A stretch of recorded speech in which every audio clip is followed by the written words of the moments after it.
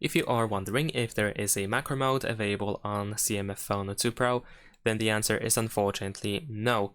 So usually, of course, in order to take macro photo, there is a dedicated macro button, option, mode, etc. However, on this phone, there is no such thing.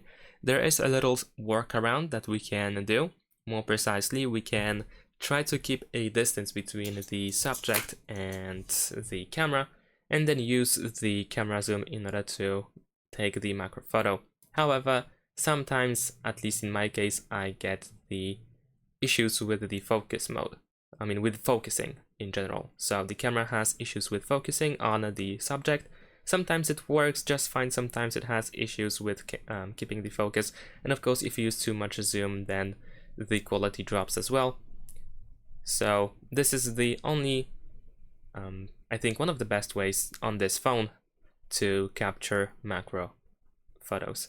And that's it. Thanks for watching, leave a like and subscribe to my channel, and see you in my next videos. Bye!